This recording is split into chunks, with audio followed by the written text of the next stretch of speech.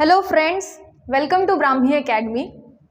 आज जो हमारा लेक्चर है वो है साइंस का, और साइंस में भी आपके फिजिक्स वाले पोर्शन का है। आप देख रहे हैं कि फिजिक्स से आपसे 30 नंबर के क्वेश्चन आने ही आने हैं।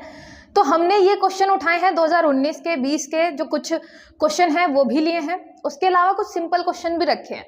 ठीक है, ये आपके सारे के सारे 10 शब्दों वाले क्वेश्चंस रहेंगे और मैं इसको डिटेल में आपको समझाऊंगी। धीरे धीरे ऐसे ही करते करते हम फिजिक्स, केमिस्ट्री, बायो सारे के क्वेश्चन सॉल्व करेंगे।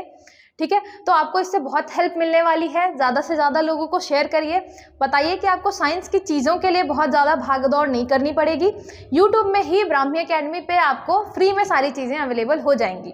ठीक है, तो मैं ज़्यादा से ज़्यादा मेहनत करूँगी जल्दी से जल्दी वीडियो लाने के लिए। आप भी ज़्यादा से ज़्यादा सपोर्ट करिए और इस वीडियो को बहुत ज़्यादा से ज़्यादा शेयर करिए। ठीक है, चलिए शुरू करते हैं। सबसे पहले आज हमने फिजिक्स, मैंने बताया फिजिक्स का हमने आज लेक्चर लिया है। ठीक है, आपको फिजिक्स में कुछ तो नॉर्मल क्वेश्चन मिलेंगे, जैसे कि पहला ये हो गया गति का, गति किसे कहते हैं, डेफिनेशन वगैरह बतानी है। कुछ हमने सॉल्यूशन बेस पे लिए हैं, मतलब हमें वहाँ पे सॉल्व करना पड़ेगा। जैसे आप देख रहे हैं 2020, 19, आपका 21, इनमें आपके क्वेश्चन पूछे जाते हैं। ठीक है, तो वैसे भी लिए हैं। चलिए पहला क्वेश्चन देखते हैं। पहला क्वेश्चन है आपका गति। ठीक है, गति के बारे में बताना है। तो ये याद रखिएगा कि अगर आपको गति या किसी भी ऐसे सीधे सीधे पूछा जाता है, चाल हो गया, वेग हो गया, तो आपको सबसे पहले उसकी एक जो डेफिनेशन है, प्रॉपर डेफिनेशन बतानी पड़ेगी। तो गति क्या है? एक वस्तु का दूसरे वस्तु के सापेक्ष चलायमान होना ही गति कहलाता है। और यही पैटर्न आप फॉलो करके चलेंगे सब में, चाहे वो वेग पूछे, विस्थापन पूछे, कोई भी अगर डेफिनेशन पूछ रहा है तो सबसे पहले आप पहली लाइन में बताएंगे उसकी डेफिनेशन। ठीक है, गति की हो गई, एक वस्तु का दूसरे वस्तु के सापेक्ष चलायमान होना गति कहलाता है। फिर आप उसका एसआई मात्रक बताएंगे, मीटर पर सेकेंड।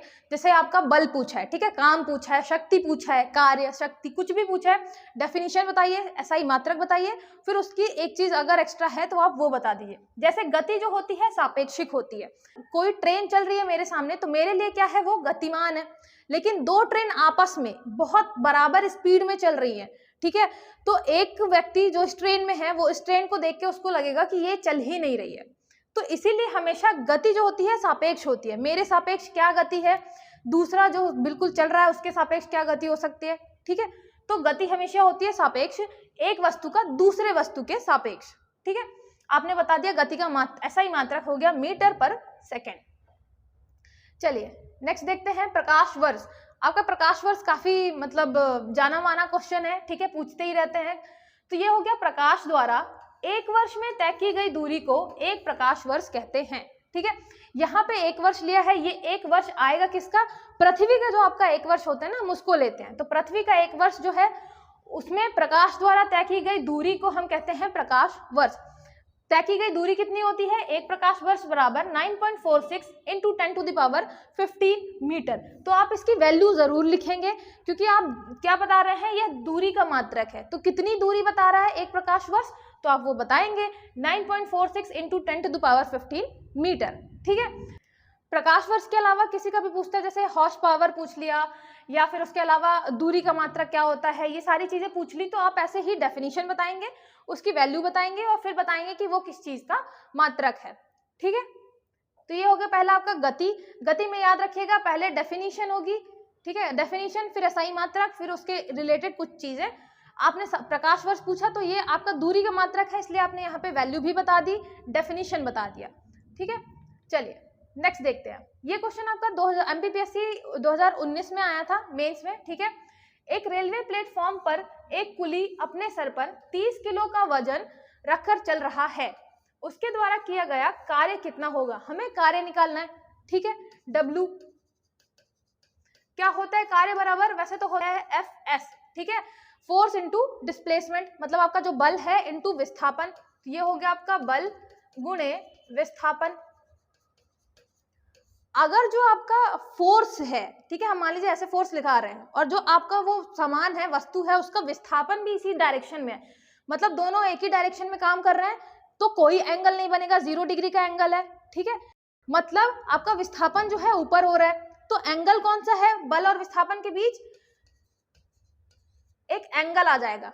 ठीक है, मतलब जैसे ही फोर्स और विस्थापन दोनों का एंगल सेम नहीं है, दोनों अलग अलग एंगल बना रहे हैं, तब यहाँ पे आपका फॉर्मूला होगा Fs cos थीटा। ठीक है, देखिए जैसे ये हो गया आपका कुली, ठीक है, कुली ने ऊपर सामान रखा हुआ है, ठीक है, तो कुली का जो आपका फोर्स और डिस्प्लेसमेंट का एंगल है यहाँ पे, ठीक है, वो एंगल कितना है, ये है आपका 90 डिग्री, ठीक है, 90 डिग्री का एंगल है बल और विस्थापन के बीच, ठीक है, तो 90 डिग्री आप रख दीजिए फॉर्मूले में, F into S into cos 90, और जो आपका कॉस 90 होता है वो होता है 0, ठीक है, तो यहाँ पे जो आपका वर्क आएगा वो आएगा 0, मतलब ये जो कुली है ना, कुली द्वारा किया गया कार्य 0 है, मतलब हमारे लिए हमें पैसा देना पड़ेगा, लेकिन फिजिक्स में कुली द्वारा किया गया कार्य जो है क्या है, वो 0 है।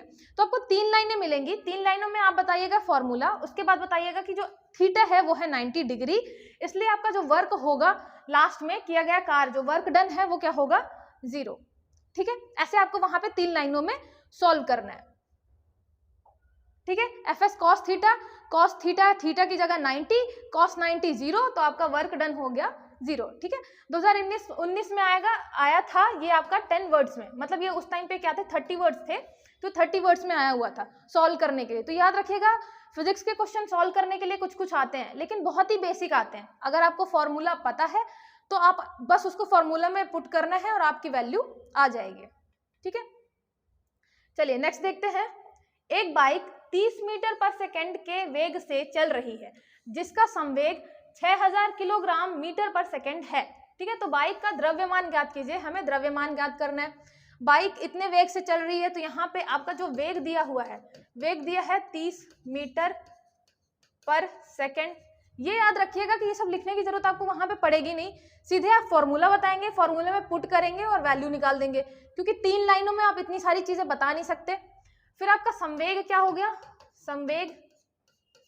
संवेग है आपका 6000 किलोग्राम, ठीक है, मीटर पर सेकेंड।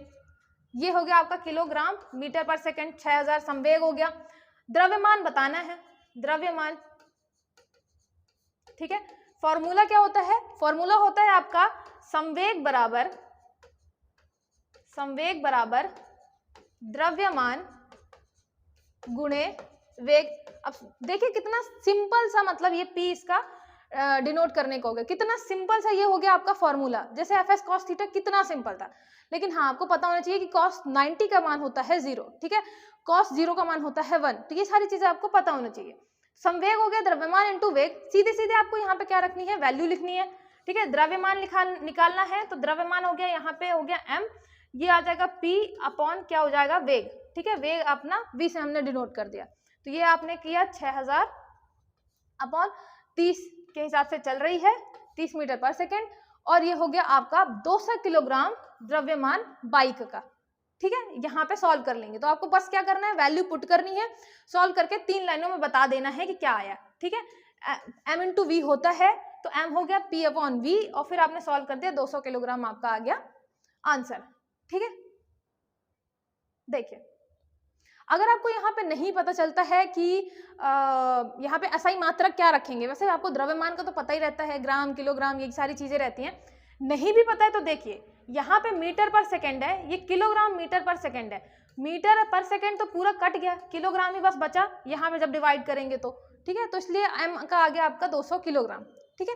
इससे भी आप निकाल सकते हैं कि SI मात्रक लास्ट में क्या लगाना है, और याद रखिएगा ये जरूर लिखिएगा पूरा का पूरा, अगर आप वहां पे सिर्फ 200 लिख देंगे, किलोग्राम नहीं लिखेंगे, तो वहां पे भी आपका नंबर कटेगा, ठीक है। फिजिक्स भी आपका मैथ्स की तरह है, पूरा सही है तो पूरा नंबर देंगे, लेकिन ये छोटी छोटी चीजें हैं जो आपको वहां पे याद रखनी है, ठीक है। चलिए नेक्स्ट देखते हैं, ठीक है, वो आपको याद हो गया ना, संवेग बराबर वेग इंटू द्रव्यमान, ठीक है। यहाँ पे हो गया द्रव्यमान पर लागू बल का आघूर्ण, ठीक है, ये बल आघूर्ण है, टॉर्क 18 न्यूटन मीटर है, 4.5 न्यूटन का एक बल एक लड़के द्वारा लागू किया जाता है, कीलक से हैंडल की दूरी कितनी होगी, ठीक है। तो ये कीलक से हैंडल की दूरी हमें बताना है कितनी होगी, ठीक है। आपको पता है कि यहीं पे टॉर्क लगता है अपना, बल आघूर्ण, सीधे सीधे आपका फॉर्मूला क्या होता है, बल आघूर्ण बराबर r, जो उसका मतलब डिस्टेंस है वो, उसके अलावा फोर्स, हम जितना फोर्स लगा रहे हैं, ठीक है, तो वो जहाँ पे वो बल हम घुमा रहे हैं वो, और कितना हम फोर्स से घुमा रहे हैं वो, 2 चीजें अपनी हो गई। तो बल आघूर्ण हमें दिया हुआ है, फोर्स दिया हुआ है, हमें निकालना है कीलक से हैंडल की दूरी, हमें दूरी निकालनी है। तो सीधी बात है बल आघूर्ण बटे F, ठीक है। यहाँ पे हो गया आपका बल आघूर्ण जो है, बल आघूर्ण, ये जो बल का आघूर्ण है यहाँ पे आप सीधे लिखेंगे, ये हो गया आपका कीलक से हैंडल की दूरी, तो ये हो गया दूरी बट गुणे यहाँ पे हो गया बल, ठीक है। कितनी दूरी और बल, तो दूरी बराबर क्या हो गया आपका, दूरी बराबर जो आपका बल आघूर्ण है और बटे हो गया बल। बस यहाँ पे सीधे सीधे वैल्यू दी हुई है, 18 इसकी दी हुई है, 4.5 न्यूटन इसकी दी हुई है। देखिए यहाँ पे न्यूटन मीटर है, नीचे न्यूटन है, न्यूटन से न्यूटन कट जाएगा, तो सीधी बात है लास्ट में जो वैल्यू आएगी दूरी की वो कितनी आएगी, मीटर में आएगी, ठीक है। अगर यहाँ पे देखिएगा, अगर आप बराबर नहीं हो रखा है कोई भी ऐसा ही मात्रक जैसे मीटर सेंटीमीटर, इन सब में चेंजेस हैं, तो पहले आपको चेंज करना पड़ेगा, ठीक है, उसका भी जरूर ध्यान रखिएगा। तो ये दशमलव हट गया, 180 हो गया और ये हो गया आपका 4। तो आपकी जो 4 मीटर है वो दूरी किसकी हो गई, ये दूरी हो गई आपकी कीलक से हैंडल की, ठीक है। आपने अभी तक 3 क्वेश्चन सॉल्व किए, तीनों फॉर्मूला बेस थे। मैक्सिमम क्वेश्चन आपके फिजिक्स में फॉर्मूला बेस ही आ रहे हैं, ठीक है। आपको फॉर्मूला पता होगा तो आपको 2 से 3 जितने भी वेरिएबल्स होंगे, जैसे इसमें क्या है 3 वेरिएबल है, 2 वेरिएबल दिया होगा, एक कोई पूछा होगा, आपको वैल्यू पुट करनी है, आंसर आ जाना है। वैसे भी आप सोचिए 3 लाइनों में एग्जामिनर क्या ही एक्सपेक्ट करेगा आपसे कि पूरा सॉल्व करने के लिए तो बोलेगा नहीं, वो छोटा सा ही कोई आपको दे देगा, बस ये जानने के लिए आपको उसका फॉर्मूला पता है कि नहीं पता है। तो बस आपको फिजिक्स में फॉर्मूला पे ध्यान देना है, ठीक है, ऐसे क्वेश्चन सॉल्व करने के लिए। नेक्स्ट देखिए, पृथ्वी के किस स्थान पर गुरुत्वीय त्वरण शून्य होता है। यहाँ पे हम गुरुत्वीय त्वरण स्मॉल g की बात कर रहे हैं, ठीक है। इसकी वैल्यू अलग अलग जगह पे अलग अलग होती है। यहाँ पे पूछा है पृथ्वी के किस स्थान पर क्या होती है, शून्य होती है। तो कहाँ होती है, ये होती है पृथ्वी के केंद्र पर, ठीक है। पृथ्वी के केंद्र पे क्या होगा, गुरुत्वीय त्वरण शून्य होगा। फिर देखिए इसी से रिलेटेड आपको ये याद रख लेना है कहाँ कहाँ पे गुरुत्वीय त्वरण का मान क्या क्या होगा। जैसे कि गुरुत्वीय त्वरण g का मान पृथ्वी के ध्रुवों पर अधिकतम होगा, तो याद रखिएगा पृथ्वी में जो आपके ध्रुव हैं, ठीक है, ये आपका हो गया भूमध्य रेखा, ठीक है, ये हो गया भूमध्य रेखा और ये हो गया आपके ध्रुव, ये हो गया उत्तरी ध्रुव और नीचे वाला हो गया दक्षिणी ध्रुव। तो आपके जो ध्रुव हैं, दक्षिणी ध्रुव उत्तरी ध्रुव, यहाँ पे ध्रुवों पे g का मान क्या होगा, अधिकतम, मतलब ये यहाँ पे दोनों अधिकतम होंगे। भूमध्य रेखा पर न्यूनतम मान होगा, ठीक है। तो भूमध्य रेखा पर g का मान कितना होगा, भूमध्य रेखा पे न्यूनतम होगा। 0 कहाँ पे होगा, पृथ्वी के केंद्र पे होगा, ठीक है। फिर पृथ्वी के केंद्र पर गुरुत्वीय त्वरण का मान शून्य होता है। फिर हो गया पृथ्वी सतह से, पृथ्वी की सतह से नीचे या ऊपर जाने पे गुरुत्वीय त्वरण का मान घटता है। ये याद रखिएगा, जब हम इक्वेटर लाइन की बात करते हैं वहां पे मिनिमम, ध्रुवों पे मैक्सिमम, लेकिन सतह से जब हम ऊपर और नीचे जाने की बात करते हैं तो दोनों ही केसेस में g का मान घटता है, ठीक है। और जैसे ही केंद्र पे पहुंच जाएंगे पृथ्वी के, ठीक है, पृथ्वी के केंद्र पे पहुंच जाएंगे तो g का मान 0 हो जाएगा, ठीक है। तो आपके ये मेन 4 आपको मान याद रखने हैं, ध्रुवों पे भूमध्य रेखा, शून्य कहाँ पे हो रहा है और घट बढ़ कहाँ पे रहा है।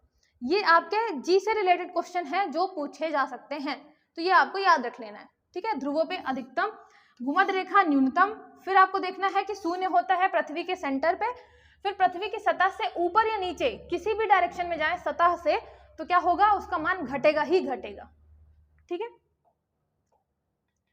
नेक्स्ट देखते हैं, गाड़ी का वेग 10 मीटर प्रति सेकंड से 40 मीटर प्रति सेकंड होने में 3 सेकंड का समय लगा, तो त्वरण ज्ञात कीजिए। ये आपका सिंपल त्वरण का है, फॉर्मूला लगाएंगे आ जाएगा। देखिए त्वरण क्या होता है, त्वरण a बराबर होता है आपका अंतिम वेग माइनस प्रारंभिक वेग अपॉन समय, ये होता है त्वरण का फॉर्मूला। जैसे आपको पता है ना v बराबर u प्लस at, वो यहीं से आता है। a हो गया, इसको हमने बोल दिया v, इसको मान दिया u और t हो गया आपका समय, तो यहीं से वो फॉर्मूला आता है, ठीक है। तो यहाँ पे अंतिम वेग माइनस प्रारंभिक वेग अपॉन समय, प्रारंभिक वेग क्या है आपका 10 मीटर प्रति सेकंड, 10 मीटर प्रति सेकंड से चालू हुई ना, तो ये हो गया आपका प्रारंभिक वेग। अंतिम वेग 40 तक पहुंच गई है, तो 40 मीटर प्रति सेकंड हो गया आपका अंतिम वेग, 10 हो गया प्रारंभिक वेग। कितने टाइम में पहुंच रही है, 3 सेकंड में, तो हो गया 3, 30 अपॉन 3, ये हो गया 10।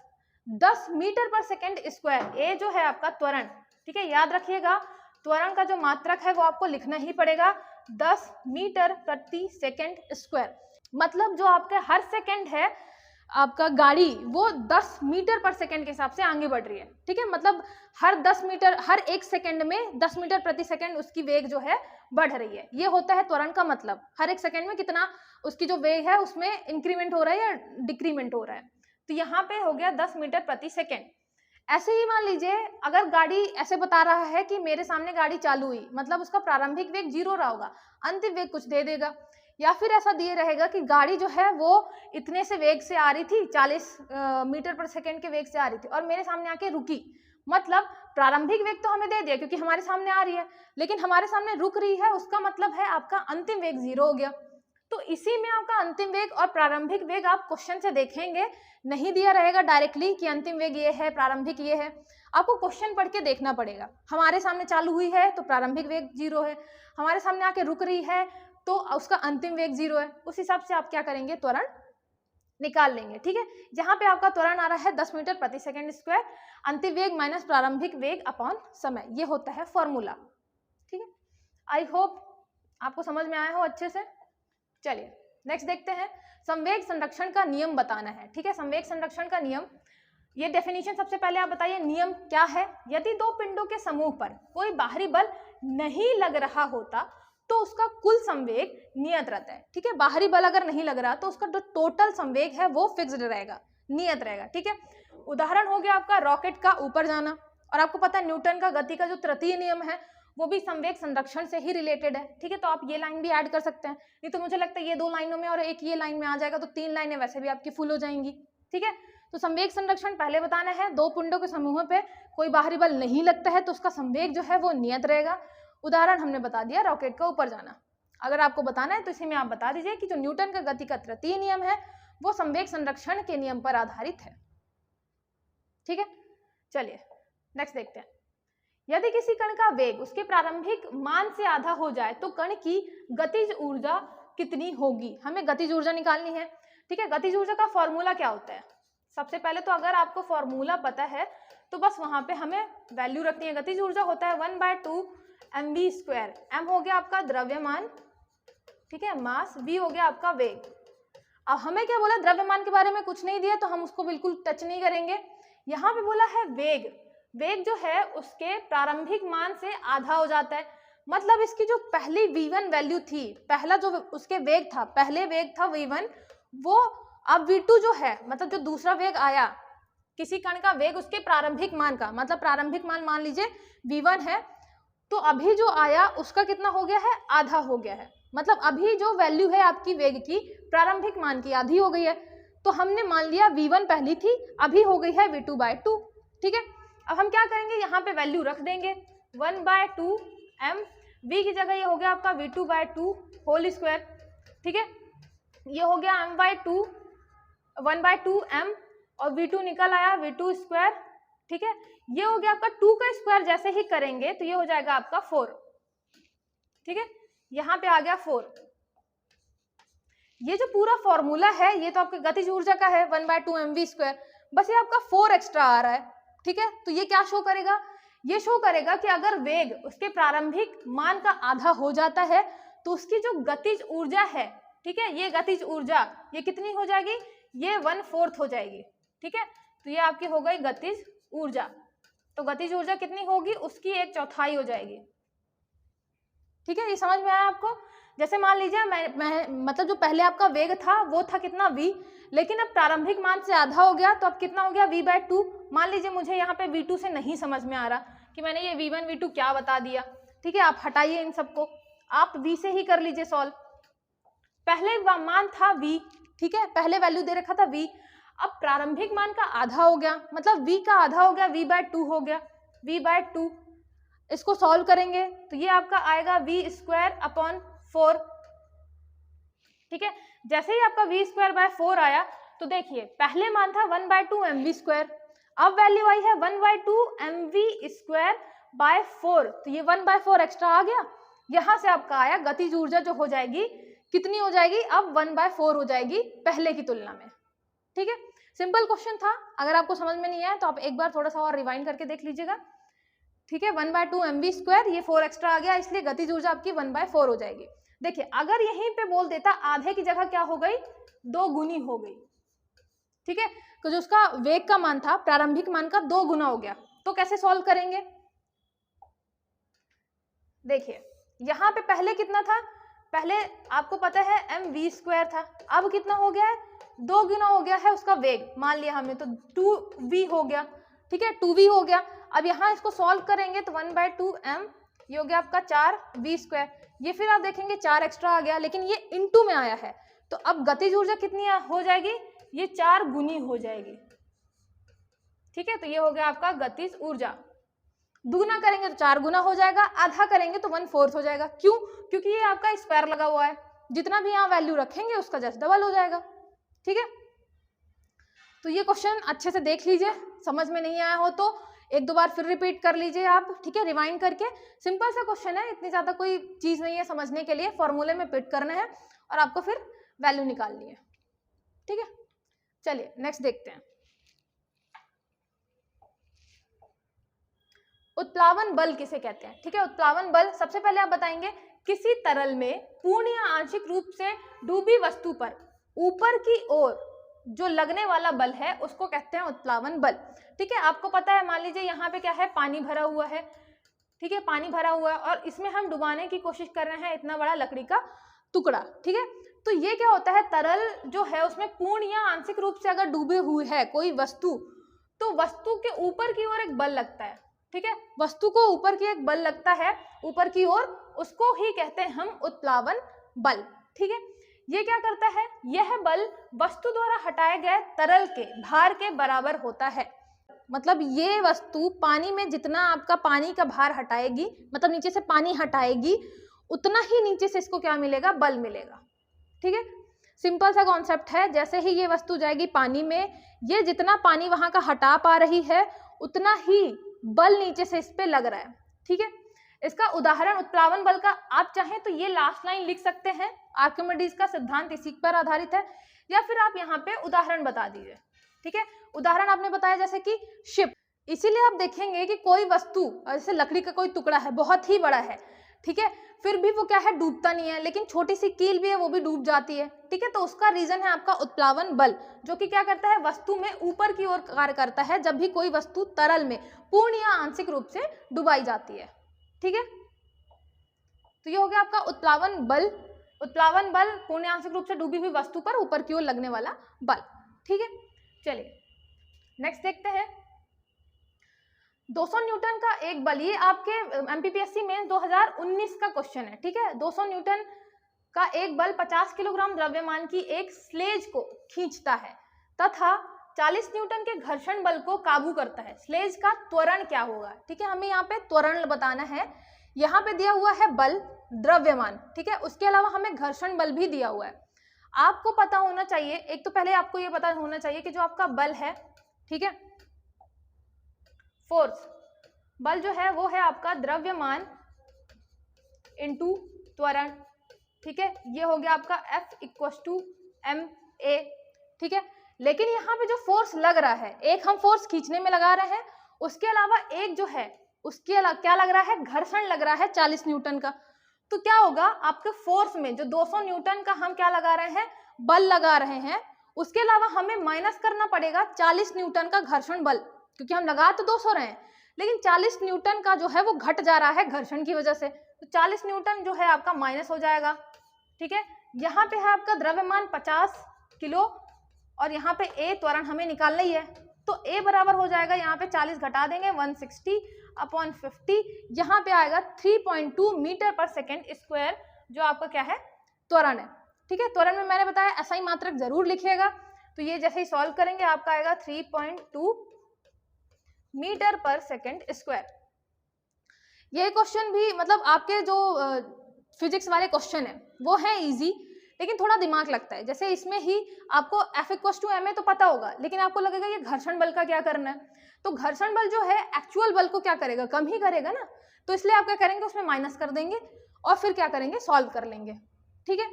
तो ये हो गया आपका 2019 का, ये भी क्वेश्चन पूछा गया था मेंस में, ठीक है, साइंस वाले पेपर में। ठीक है, आज के लिए बस इतना ही है। मैंने 2019 के उठाए हैं, 2020 के भी देखेंगे और अभी 2021 का भी लेंगे पेपर। फिजिक्स, केमिस्ट्री, बायो सारी चीज़ें आराम से सॉल्व करेंगे।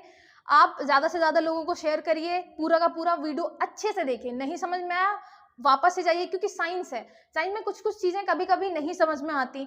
जो मेन आपके क्वेश्चन है वो फार्मूला बेस हैं, तो ज़्यादा घबराने की कोशिश भी नहीं करनी है ना। आप फार्मूला पे जैसे भी रखेंगे चीज़ें आपकी सॉल्व हो जाएंगी। आपको बस पता होना चाहिए उससे रिलेटेड फार्मूला, जैसे कि संवेग हो गया, त्वरण हो गया, जैसे क्वेश्चन हमने अभी निकाले गतिज ऊर्जा हो गया, तो इनके आपको क्वेश्चन पता होने चाहिए। कार्य हो गया, फोर्स हो गया, आपका बल हो गया। ठीक है, तो ज़्यादा से ज़्यादा क्वेश्चन करने की प्रैक्टिस करिए। कोई भी डाउट है तो आप कमेंट करके पूछ सकते हैं। टेलीग्राम का चैनल है ब्राह्मी एकेडमी, उसको ज्वाइन कर सकते हैं। ठीक है, वहाँ से भी आप मैसेज करके डायरेक्टली पूछ सकते हैं। तो पढ़ते रहिए, ज़्यादा से ज़्यादा क्वेश्चन सॉल्व करिए। कोई भी दिक्कत है तो आप बताइए। ठीक है, चलिए मिलते हैं नेक्स्ट लेक्चर पर, तब तक पढ़ते रहिए। All the best.